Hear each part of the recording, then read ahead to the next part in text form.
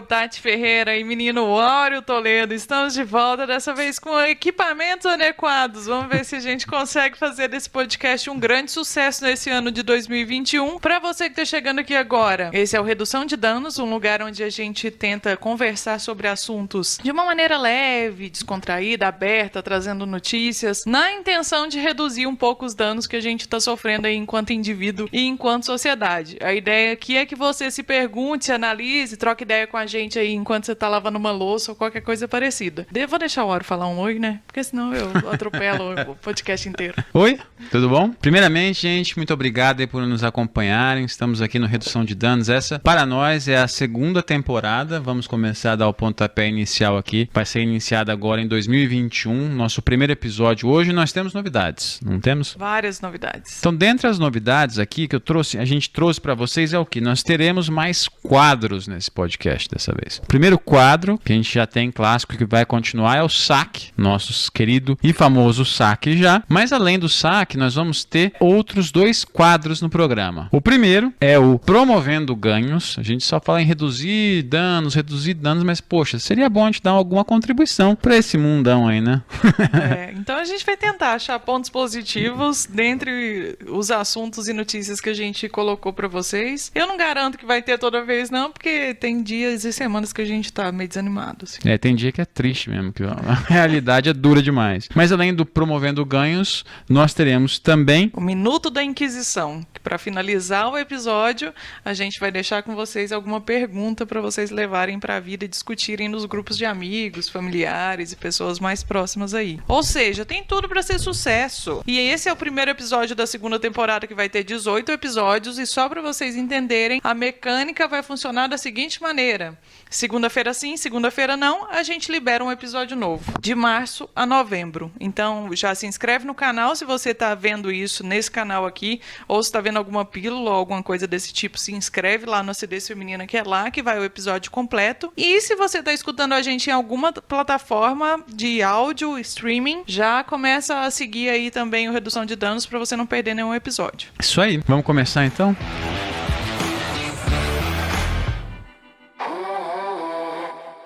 O tema hoje é qual?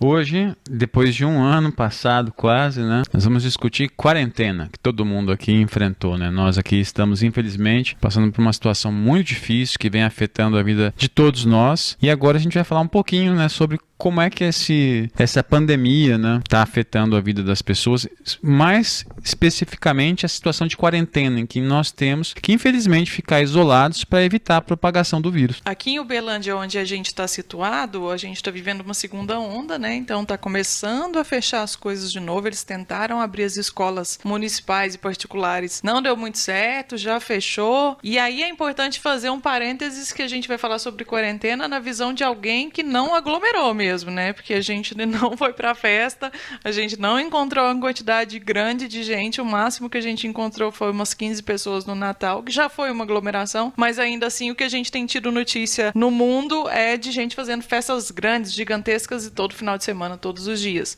Não é a nossa realidade, infelizmente. Isso só vai ser quando a gente estiver vacinado, muito provavelmente. Mas, vamos deixar bem claro, a mente tá bem fodida, a sanidade mental tá bem destruída e o físico às vezes anda cobrando também.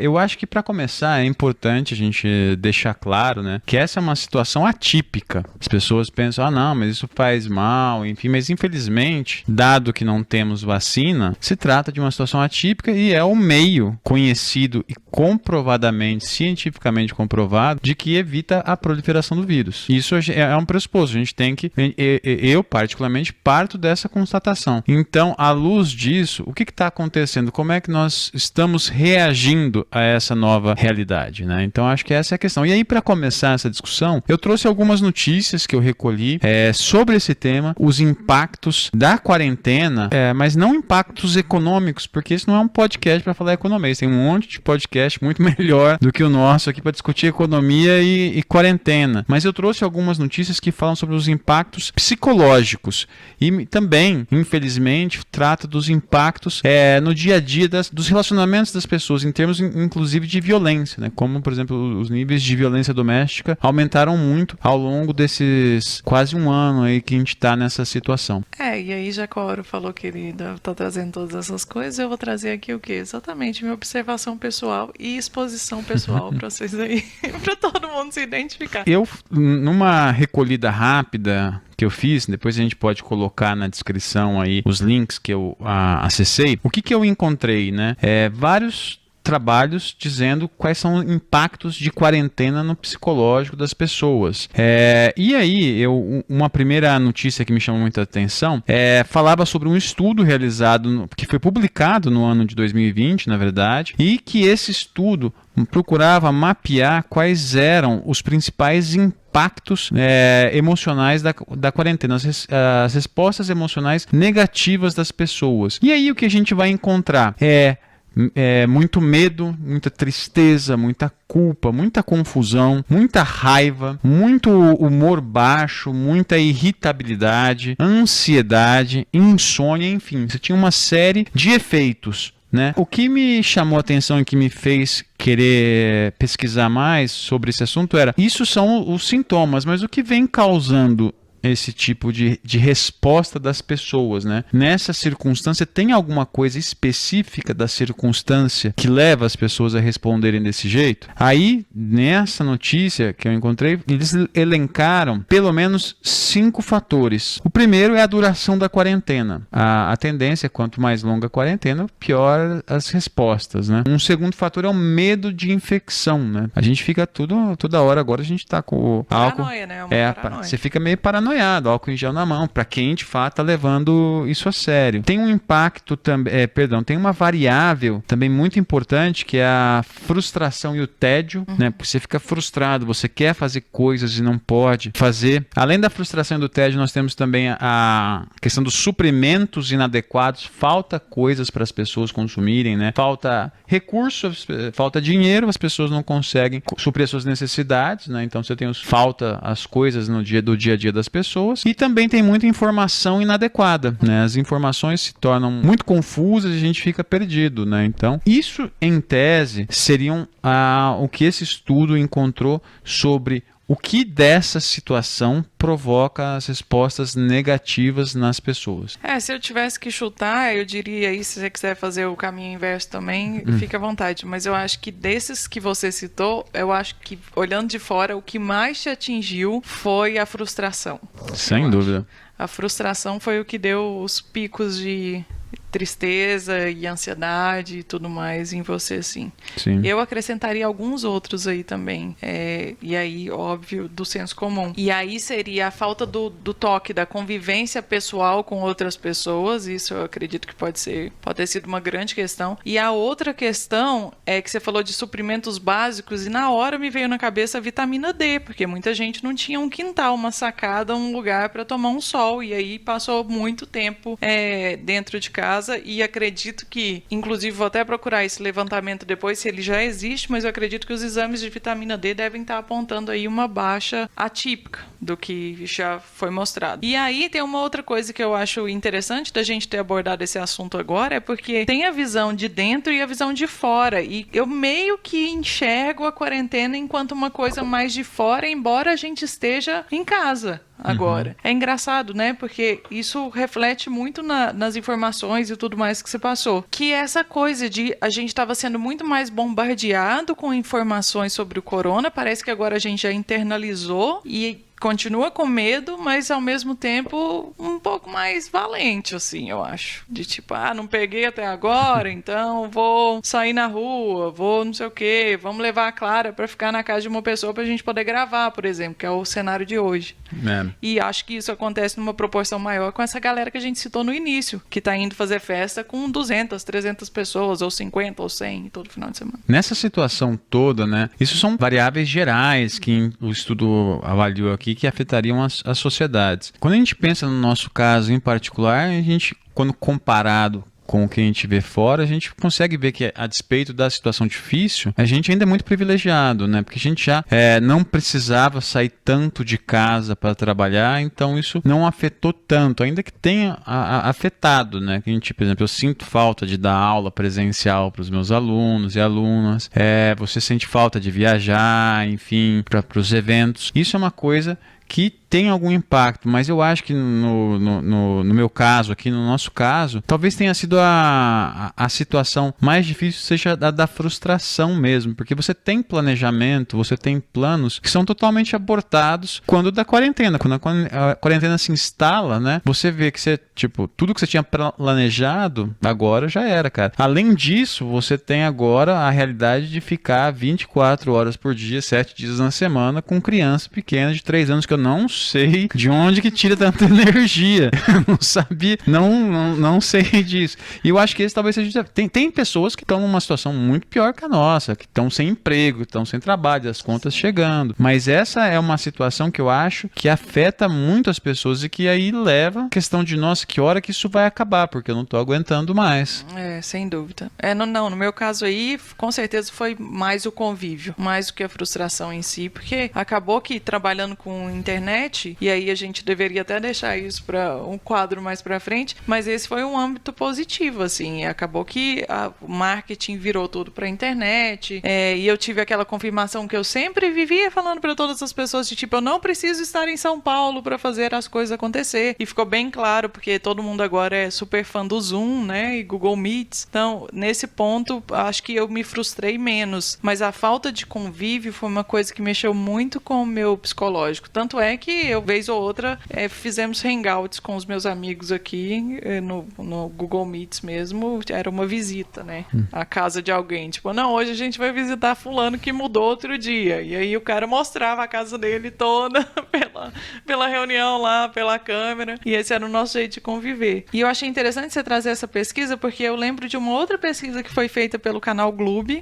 que é da Rede Globo, né? Do grupo Globo, sei lá como é que chama, Globo Comunicações. É um canal pago, infantil, infanto-juvenil, na verdade, e eles fizeram uma pesquisa para tentar entender esse cenário de como as crianças e as famílias passaram pela quarentena. Se não me engano, esse estudo foi divulgado em outubro do ano passado, então quando já tinha passado a fase de lockdown mesmo, né, que estava todo mundo fechado em casa, e aí eles chegaram a uma tríade de palavras que explicava toda a montanha-russa, que era pira, respira, inspira. E aí eles chegaram a essa conclusão porque várias pessoas que responderam a pesquisa falaram que no primeiro momento rolou uma piração e confusão total de tipo, como que vai ser agora? O que eu vou fazer? Meu Deus do céu, tenho que acompanhar a aula online dos meus filhos, como que vai acontecer tudo? Logo depois teve aquela história de respira, que isso vai demorar um tempo, a gente tem que se adaptar de alguma maneira, e depois começou a romantização da quarentena, que foi, mas pelo menos agora eu estou com os meus filhos por mais tempo e tudo mais. E aí eles falaram que essa foi uma constante durante todo o período de lockdown, então veio, e aí eu fiquei pensando, cara, isso tá muito errado. Assim, na nossa realidade isso tá muito errado. E aí queria até saber da galera que tá ouvindo se pra eles foi diferente. Porque aqui a gente teve isso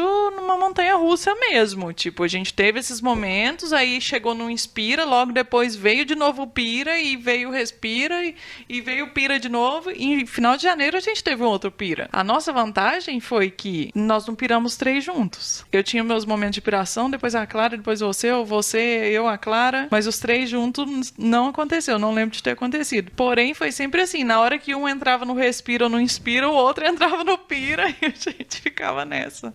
Eu não sei se você teve a mesma visão, a gente não chegou a falar sobre isso antes. Eu acho que no meu caso foi ao longo do ano todo, assim. Eu cheguei num momento, assim, no primeiro momento você fica muito assustado, né? Tipo, nossa, e agora? O que vai acontecer? Quanto tempo vai durar? Aí depois você parava e pensava, bom, beleza, agora vamos respirar que vai demorar. Acho que pra mim o mais difícil tá sendo essa etapa agora de quanto tempo isso ainda vai demorar. Eu nunca romantizei esse negócio, já passei mais tempo com meu filho e tal e coisa. Eu acho isso, pra mim foi, acho que a coisa mais difícil, né?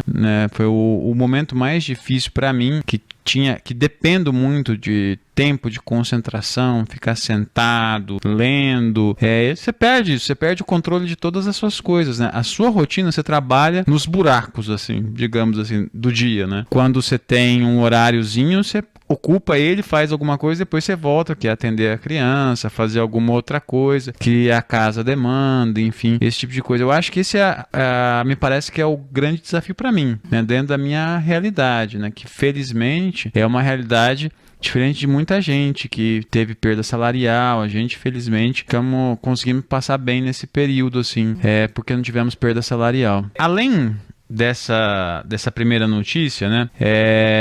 Tem uma outra notícia que eu trouxe aqui pra gente discutir hoje, que é eu vou deixar linkado aqui, que dentro da notícia, né, no corpo lá do artigo, eles colocam 3 perguntas e dão respostas que eu achei interessante.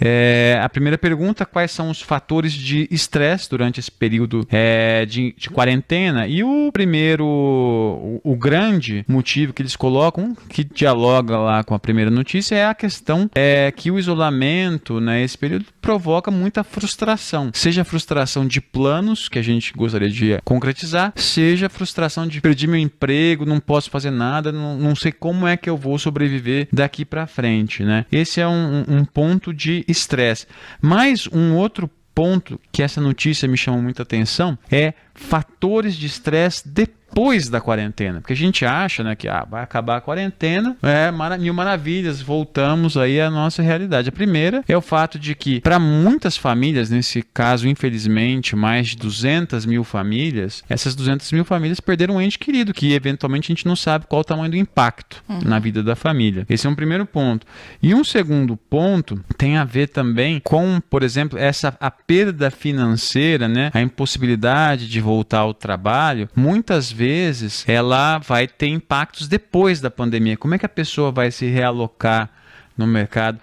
O tempo que ela ficou parada, que ela deixou de trabalhar, o quanto é que isso impactou ela na cabeça dela para ela depois voltar a trabalhar. Você imagina, eu fico pensando um pouco, num caso de um conhecido nosso, né? O pessoal que está nos escutando deve ter casos parecidos, de pessoas que trabalhavam no setor de eventos, que foi um setor que é terra arrasada, infelizmente, né? Teve que parar tudo. Esse conhecido nosso, ele teve que pôr a casa dele à venda, porque ele não tinha mais como custear a manutenção da casa. A casa era dele, ele não tinha como mais custear a manutenção. Então isso é uma coisa que é interessante, que vai ter impacto depois da quarentena. E imagina que, em alguma medida, isso pode ter até impactos no sistema de saúde, né? Quantas pessoas vão ficar, talvez, com algum tipo de cicatriz emocional que vai demandar o serviço de saúde pública do nosso país. Isso foi uma questão que me chamou bastante atenção, né, desses impactos. Com certeza. Eu vi uma entrevista outro dia com um historiador, vou deixar o link aqui embaixo também, porque eu não lembro o nome dele, mas que dizia que, na previsão dele, pós-pandemia, e aí ele considera pós-pandemia 2022, ele acredita que vai acontecer uma sucessão de gastâncias e luxúrias, porque ele fez lá um levantamento de que toda vez que acontecia uma grande pandemia no mundo, era isso que vinha depois. Anos depois, o pessoal virava uma libertinagem danada e um consumismo do caramba, exatamente porque, na visão dele, durante a pandemia, mesmo quem tem mais condições, fica mais retraído com suas finanças e guarda mais dinheiro e tende a economizar mais, e ao mesmo tempo você não tem a oportunidade, às vezes, de conhecer outras pessoas e namorar e transar e etc, porque, né, o ideal é que você não tenha contato com ninguém. Mas é isso, né? Esse assunto que você está trazendo diz exatamente o contrário. Assim, essa previsão que você está trazendo fala exatamente o contrário. Dessas questões psicológicas que vão ficar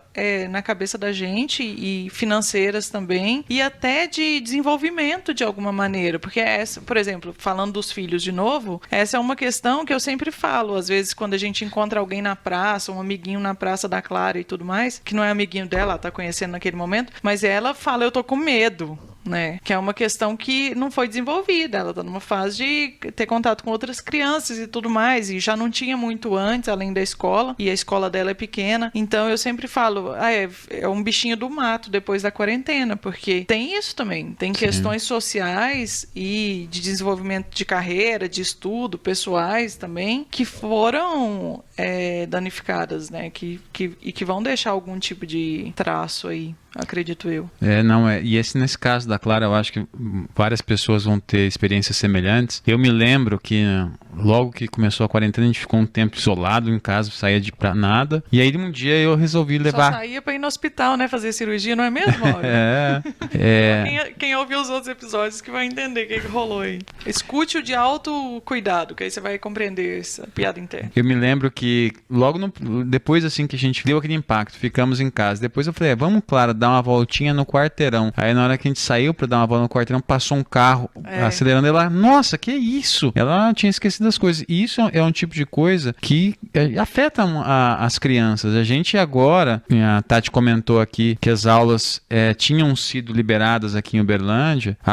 Nosso desejo era que a Clara voltasse. Eu queria muito que ela voltasse, que ela pudesse estudar, mas além de todas as questões que envolvem voltar à aula sem vacina, que é um risco para os educadores e educadoras, tem também a questão dos impactos emocionais na Clara, né? Tipo, ela volta, se a gente tivesse colocado, ela não ia ficar nem uma semana na escola, ia fechar. E como é que isso vai afetar ela, né? Então é uma situação muito, muito ruim mesmo, né? Então, eventualmente podia deixar impactos maiores, inclusive, no desenvolvimento dela. E é engraçado isso, porque a gente está trazendo o fator infantil para a conversa, né, da criança, e às vezes a gente não se dá esse desconto. Às vezes a gente não chega a essa conclusão sozinho e fica mais se cobrando por estar muito irritado, ou por estar muito entristecido, ou por estar desanimado, e só se cobra ainda mais e não para entender como a gente entende a Clara, por exemplo, de estar com medo de um amiguinho, ou de estar estranhando o barulho de um caminhão, porque a gente acredita que enquanto adulto a gente tem que simplesmente tolerar e passar por cima disso, mas é uma coisa muito nova pra gente.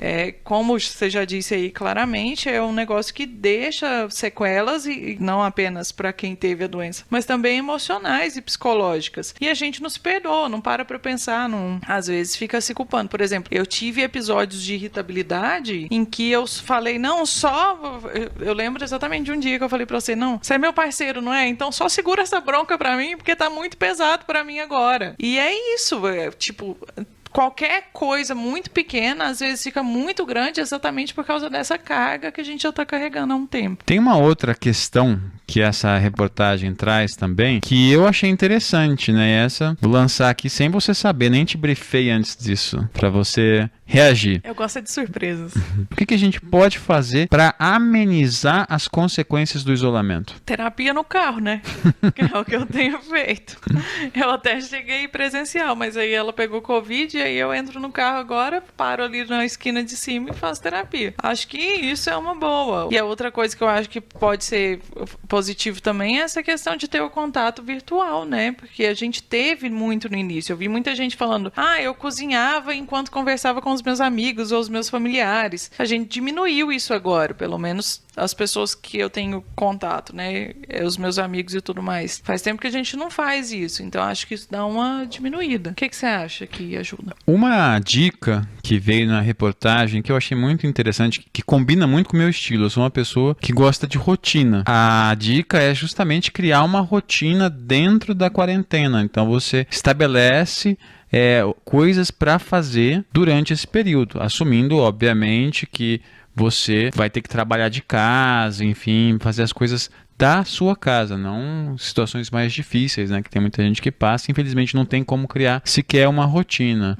Mas essa da rotina é uma coisa que eu tento fazer, né? Nós tentamos fazer aqui em casa, né? Ter nossa rotina específica. E eu sempre odiei rotina, né? Isso aí é um negócio que, você falando agora, eu penso, nossa, depois da quarentena eu realmente tenho uma rotina agora. É exatamente aquela história que a gente fez de um olha a Clara de manhã, o outro olha à tarde para poder trabalhar com mais tranquilidade.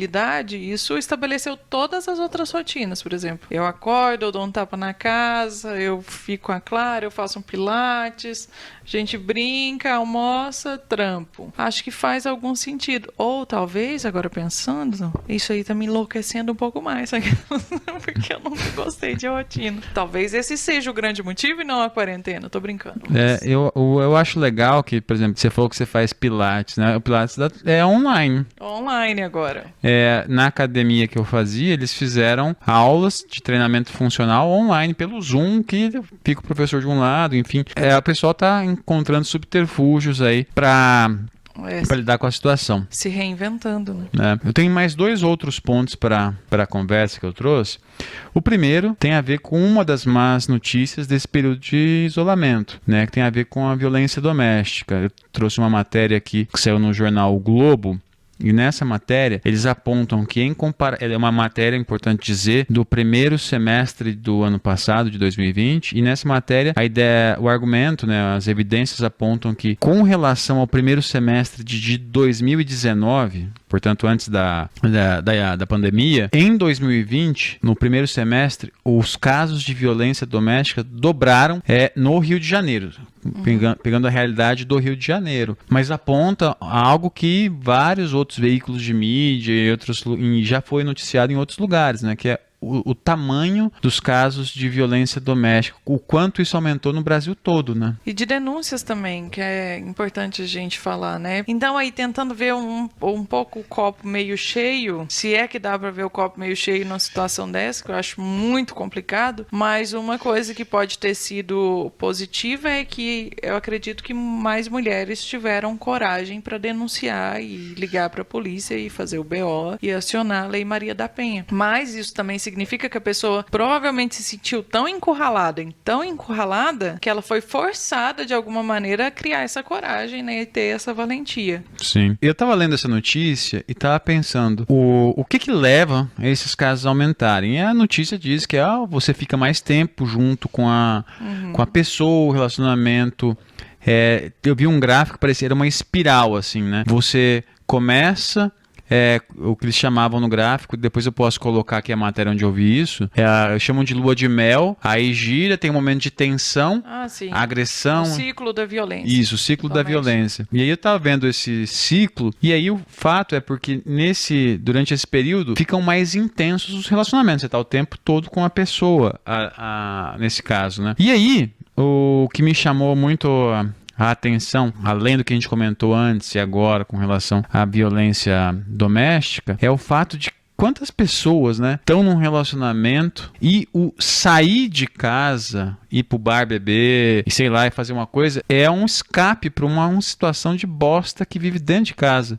Ou então, às vezes até a mulher ir pra casa da amiga, da familiar, de alguém próximo, do vizinho e tudo mais, para fugir daquela situação do cara que tá descontrolado, né? Eu lembro também de uma notícia logo que abriu o lockdown de Wuhan, falando que a gente chegou a falar sobre ela aqui, creio eu, se não foi aqui, foi em algum vídeo de notícias, falando que os agendamentos para divórcio na cidade de Wuhan estavam esgotados durante o próximo mês. Eu não comentei sobre isso com você? Foi aqui? Foi aqui, né? Pra você ver que isso desgastou, sim, muitos relacionamentos. A gente mesmo já chegou a conversar que a gente nunca tretou e discutiu tanto quanto a gente discutiu no ano de 2020, estando há 6, 7 anos juntos. 7 anos.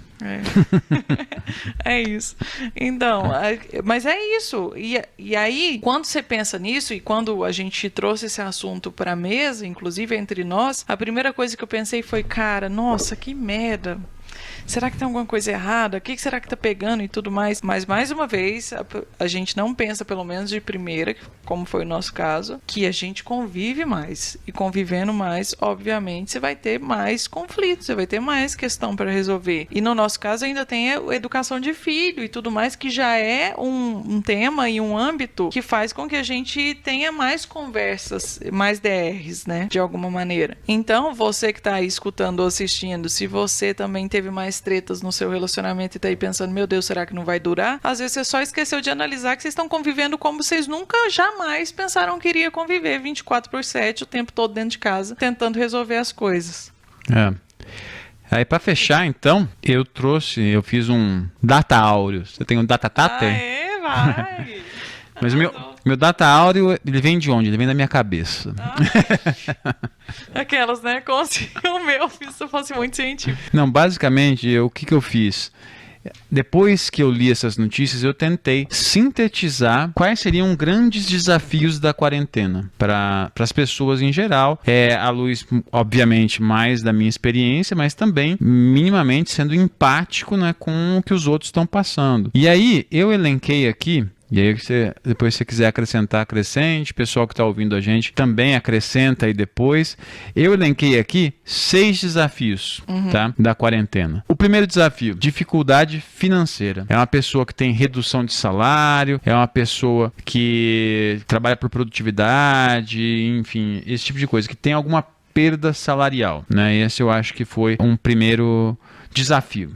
Até porque se acarreta em qualquer outro, né? Tem impactos gigantescos. Mas o segundo, eu estava pensando, é relacionado com o primeiro, mas é algo diferente. Por exemplo, o segundo desafio que eu vou... é o que eu estou chamando de fim do trabalho. O que é o fim do trabalho? É quando o seu negócio não tem mais espaço, acaba. Você tem que se reinventar. Por exemplo, o setor de eventos... é um que está sofrendo demais. Eu estava conversando com um amigo outro dia, ele falando que ele tinha um colega que trabalhava com shopping centers.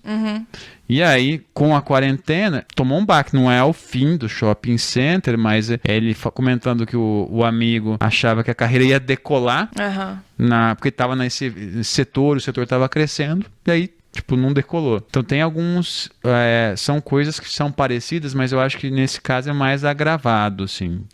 E até trazendo para um cenário mais micro, por exemplo, microempreendedores que tiveram que aprender a vender por WhatsApp, por Instagram, pela internet de alguma maneira, e abordar clientes e encontrar clientes nesses espaços. Também é um tipo de reinvenção. Todos professores e professoras, porque aí, mais uma vez, a gente é realmente muito privilegiado, porque você começou a dar aula online, mas você já tinha todo um conhecimento, você já fazia alguns vídeos para o YouTube, então você já tinha uma malemolência, querendo ou não. Mas a grande maioria dos professores, especialmente aqueles que dão aula para crianças, eles às vezes nunca tiveram nenhum contato com plataformas para dar aula e tiveram que se reinventar. Eu lembro muito da professora da Clara, por exemplo, que teve que dar aulinha pelo vídeo, pela câmera, para uma criança de 2 anos e meio que não parava quieta na frente do computador. Então, também tem essa questão do fim do trabalho, né? O fim do trabalho como você conhece ou o fim do trabalho de uma maneira literal mesmo. Sim. Então esse é o segundo desafio. O terceiro desafio, ele é parecido com o quarto. Eu tava pensando aqui em casais com filho e sem filho, né? Pessoas que têm filho, pessoas que não têm filho. O terceiro desafio é conciliar a casa com o trabalho, que de uma hora para outra, a sua casa vira o seu lugar de trabalho. Né? Você tem que pagar a sua conta de luz, a sua internet, sua água, várias coisas vão ter um impacto financeiro maior, porque você vai estar mais tempo em casa. Isso é uma coisa. Mas também tem o fato de que como é que você faz um home office, sendo que você está na sua casa, né? Se você consegue separar as coisas. Tem gente que fala, não, você tem que acordar, tomar café, pôr a roupa de trabalho e ir trabalhar na sua casa. Senão não funciona. Tem outras pessoas que acordam 5 minutos antes e trabalham de pijama. Eu dei aula de Havaiana e bermuda. Mas ainda assim você tinha um ritual. Sim. Seu ritual não estava ligado à vestimenta, Sim. né? O meu ritual está muito ligado à vestimenta. E aí, é aquele esquema. Tem gente que não tinha mesa para apoiar e para poder trabalhar de uma maneira confortável 6, 8 horas por dia. E teve que achar um lugar para colocar uma mesa de escritório e se adaptar de alguma maneira. Tinha gente que não tinha o computador para trampar de casa e teve que dar seus pulos e resolver de alguma maneira. Eu lembro, por exemplo, que você queria comprar um webcam e aí você foi orçar o webcam na internet e foi olhar aumento de preço, tinha uma que tinha quadruplicado o preço, porque ela foi a mais vendida durante a quarentena e a demanda aumentou tanto que os caras se sentiram no direito de fazer igual fizeram com o quê? Foi com luva, não foi? Não, foi com álcool em gel. Álcool em gel no começo. Tinha pote custando R$1.000 no Mercado Livre. Doido demais isso, né? E também é um grande desafio, sem dúvida. O quarto desafio é conciliar filhos e o trabalho. Esse, para mim, é o mais difícil. Eu acho que aí você acrescenta casa também. Filhos, casa e trabalho. Sim. sem dúvida. Vale um podcast esse, né? Você, eu falando como é que foi a quarentena no trabalho, talvez? Ah, se a galera quiser escutar um podcast só da gente reclamando, eu acho que é o canal. Agora, se eles quiserem uma coisa mais leve, aí eu acho que eu não posso contribuir, não. Mas esse quarto é um desafio, porque para muitas pessoas a dificuldade justamente é essa, né? Porque a criança demanda muita atenção e quer queira que não, nós não somos especialistas, nós não fomos treinados. Eu, ainda que seja professor, eu sou professor de universitários e universitárias, né? Não sou professor de criança. Por isso que eu acho que quando puder ir para a escola tranquilidade, tem que dar um troféu para essas educadoras e educadores aí, porque tipo, você dá aula, cuidar de uma criança nessa idade é muito tentador você ficar o tempo todo oferecendo tela. Ah, sem dúvida. Mas esse é o quarto desafio. E o quinto desafio é o relacionado com a violência doméstica, que é lidar com relacionamentos que ficam mais intensos. Ou que se transformam, né? Porque também pode ter acontecido, acredito eu. Porque quando você tem um afastamento, é mais fácil você ter algum tipo de relação. Então, vamos supor, casais em que um viajava, artistas que viviam em shows. Esse povo teve que começar a conviver e a gente viu um tanto de artista aí desistindo do casamento. Talvez tenha a ver isso também, porque a relação deles teve que se transformar de alguma maneira, né? Uhum. Então, boto fé. Isso me vem muito à cabeça, um caso de uma pessoa, um conhecido mais velho. Eu quero nomes na minha mesa. Um conhecido mais velho, ele já é aposentado e você vê que ele trabalhava muito antes de se aposentar e muito fora de casa. Depois que se aposentou, passou a ficar mais de casa. Nossa, ele ficou isolado, porque ninguém queria conversar com ele. A situação era difícil, porque a família mesmo estava acostumada e acho que tinha se acostumado com a ideia dele estar fora. E quando ele fala, chego em casa, ninguém conversa comigo, eles conversam entre eles lá agora. Porque eles já tinham uma rotina entre eles, né? Que ele não estava incluído, né? E o último desafio, esse talvez seja o mais viagem na maionese, mas para mim ainda considero um desafio, é ficar sozinho. Para muitas pessoas é difícil você ficar sozinho. Nossa, gente, para mim, que saudades, né? Saudades de ficar sozinho. Eu entendo que pode ser um grande problema para muita gente.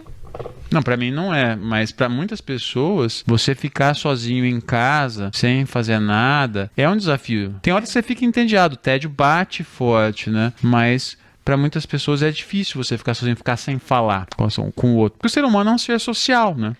Acho que foi por isso que muita gente voltou para casa dos pais, por exemplo, para passar a quarentena e tal, com a desculpa de, vou ajudar, vou estar próximo, mas na verdade era para se ajudar. Faz sentido, não acho viagem na maionese, não. Acabou da minha parte. É isso, rapaz. Então vamos para os quadros, né? Vamos lá. O primeiro quadro, então, é o Promovendo Ganhos, quadro novo.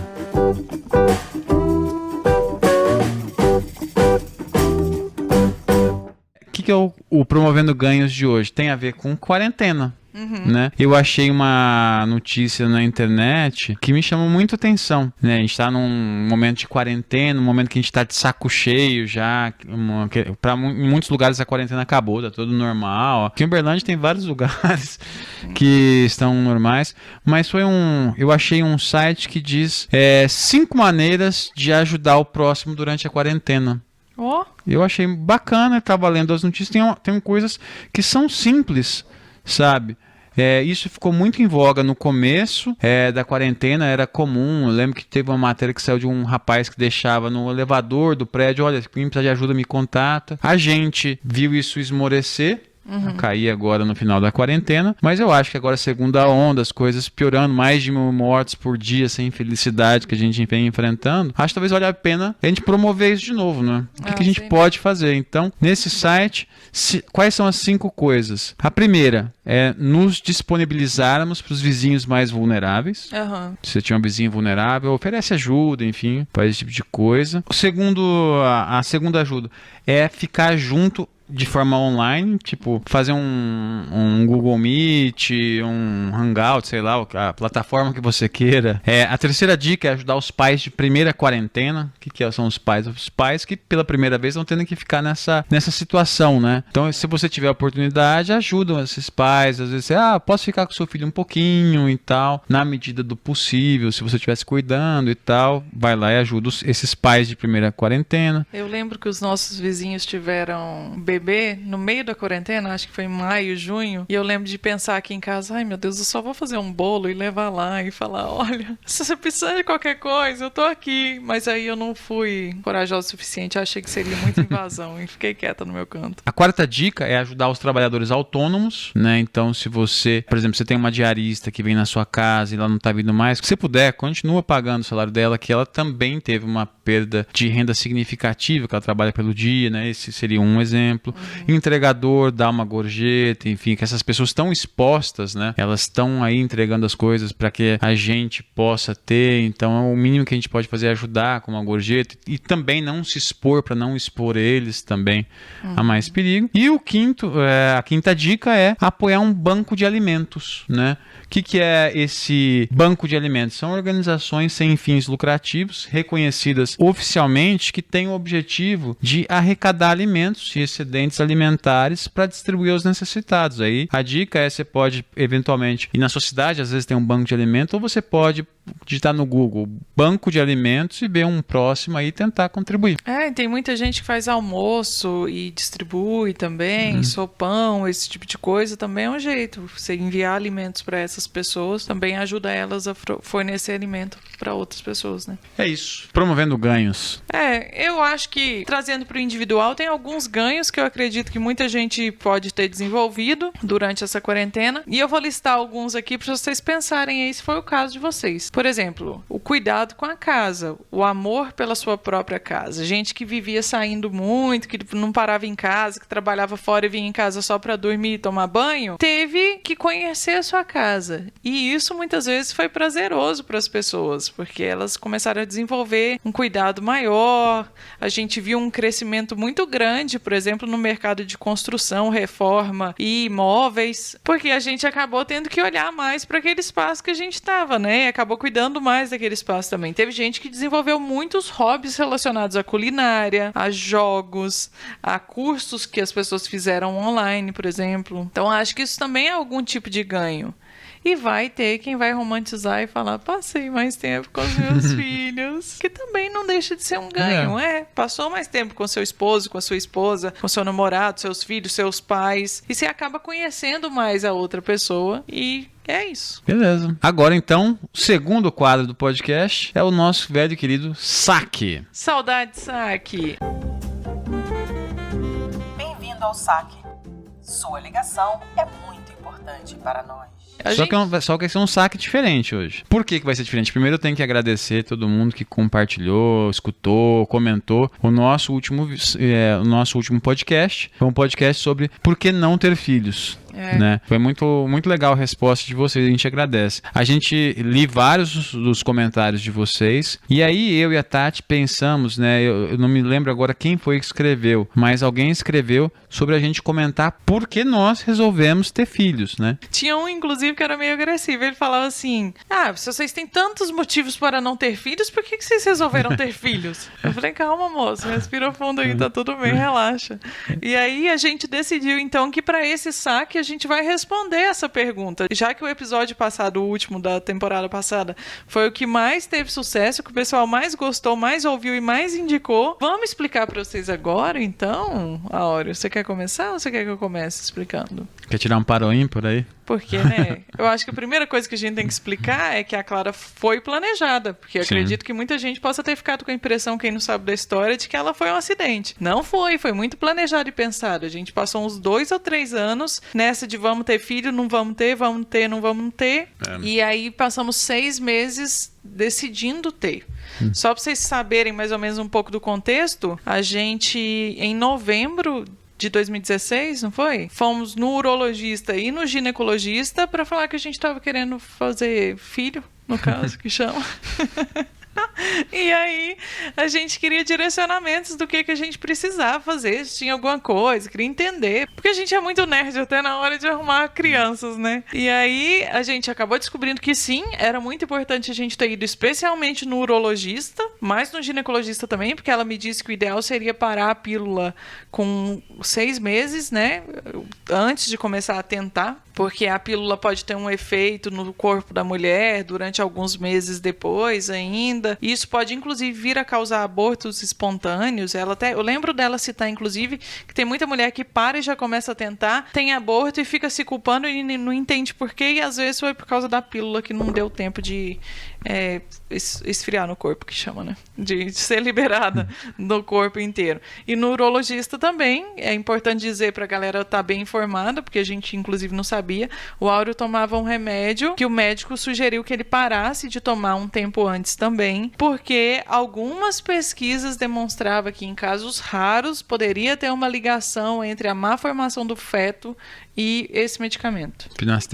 Finasterida. E aí ele parou também, então nós dois paramos por 6 meses. Foi mais que 6 meses, porque a gente foi em novembro e a gente começou a tentar em abril. Não, 6 meses, né? Não sabe nem fazer conta da pessoa. E aí foi isso, a gente começou a tentar em abril e aí Clarinha, já na primeira oportunidade que ela teve de vir ao mundo, ela falou, cheguei, pessoal, porque foi exatamente assim, primeira tentativa, Clarinha já apareceu. Por que decidimos ter filhos naquele outubro, novembro, Áureo? Eu lembro do papo. A gente estava jantando e aí a gente já tinha passado por essa conversa diversas vezes de vamos ter filho, não vamos, e às vezes o Áureo queria e estava disposto e eu falava, agora não. Às vezes eu queria e estava muito disposto e o Áureo falava, eu acho que agora não é o momento. E aí, nesse dia que a gente estava jantando, um de nós dois, não lembro exatamente quem foi, perguntou por que a gente não quer ter filho mesmo?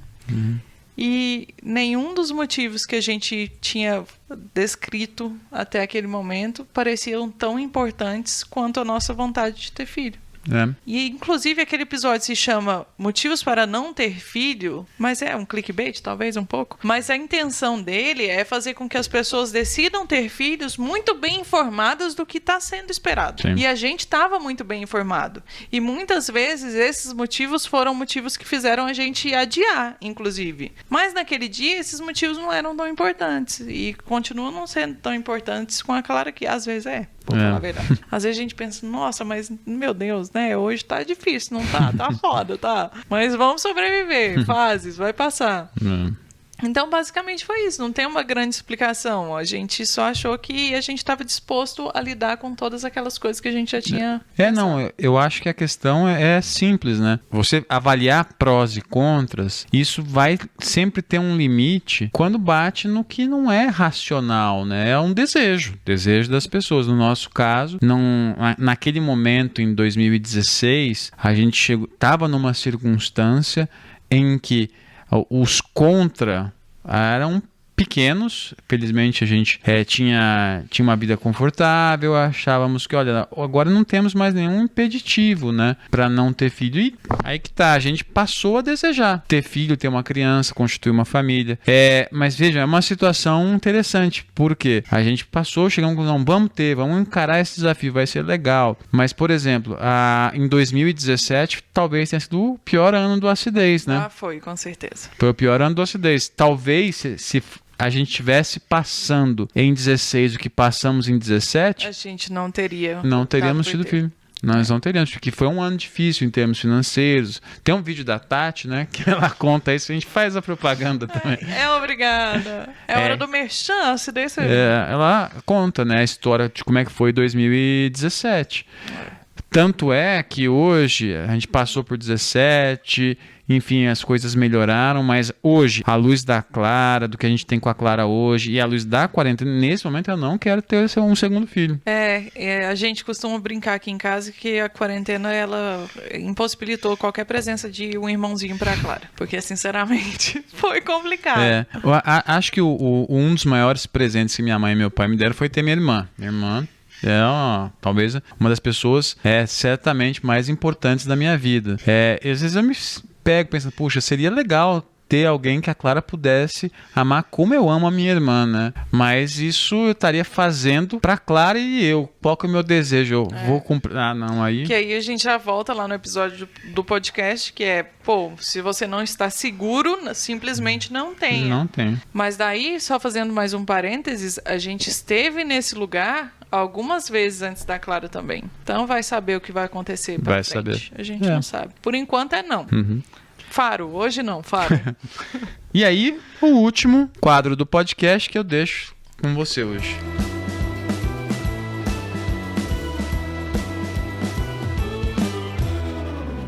Hoje eu vou fazer o Minuto da Inquisição e eu vou fazer esse Minuto da Inquisição com alienação, sim. Trago pra vocês um pouco de alienação, ao mesmo tempo que trago um pouco de autoanálise. Por quê? Citarei BBB. Isso mesmo. Nesse momento que a gente tá gravando esse episódio, Carol Conká é uma das pessoas mais odiadas do país, depois de Bolsonaro, talvez, um pouco.